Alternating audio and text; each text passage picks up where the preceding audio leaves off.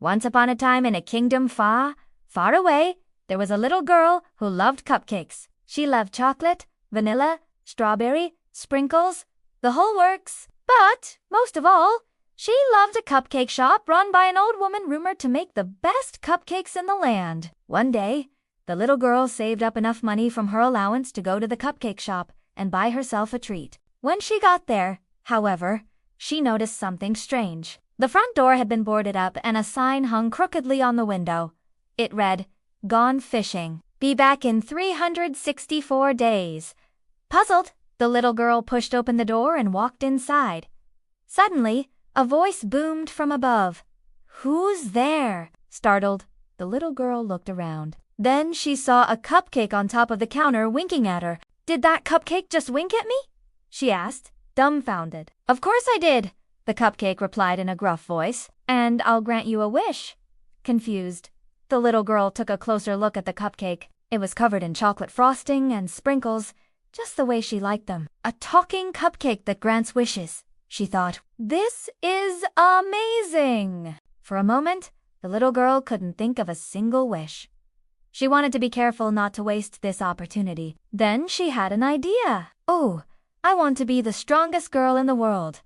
The Cupcake Rum family was known for its powerful magic, so this should be an easy wish to grant. But when the magic surged through her body, she felt silly. Her arms were now as thick as tree trunks, but she couldn't even lift them. Her legs were like iron pillars, but she couldn't walk. In fact, she was in more pain than if she hadn't wished for anything at all. "I wish I could just go back to normal," she said glumly. The cupcake sighed. Apparently, wishing for superpowers wasn't a very fun wish after all, so he waved his little cupcake magic wand and poof, everything returned to normal. The little girl was disappointed, but it was still her fault for wishing for something so difficult to live with. But then she had a much funnier idea. She wanted to see what would happen if she wished for something really silly. So she closed her eyes, concentrated, and wished, "I want to grow a tail like a monkey and a nose like a pig." The cupcake magic activated and poof, a long, furry tail sprouted from her rear end, wagging excitedly. Then her nose began to twitch like a pig's. She squealed with laughter. Then she ran out of the shop to show her new tail and nose to her friends. As she ran through the town, people pointed and laughed. Soon everyone was talking about the girl with the monkey tail and pig nose. She didn't mind at all. In fact, she was having the time of her life. But then she realized something. She was going to have to sit like this forever, and it wasn't going to be easy to hide from her parents. She tried to concentrate and reverse the spell, but it was no use.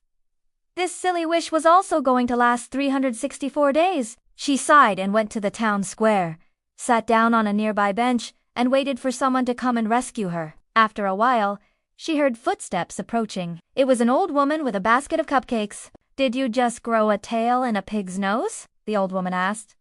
The little girl explained her predicament. "You know, this isn't funny anymore," she said. "I wish I could just go back to normal."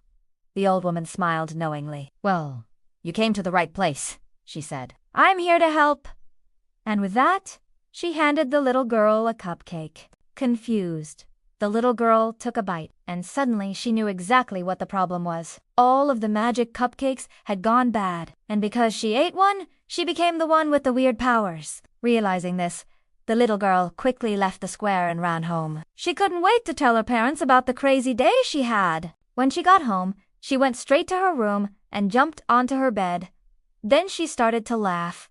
"What an adventure," she thought to herself. Maybe having a tail and a pig's nose wasn't so bad after all. From that day on, the little girl was careful about what wishes she made. She learned that sometimes it's better to leave magic alone. And as for the magic cupcake that granted wishes, well, let's just say he never went bad again.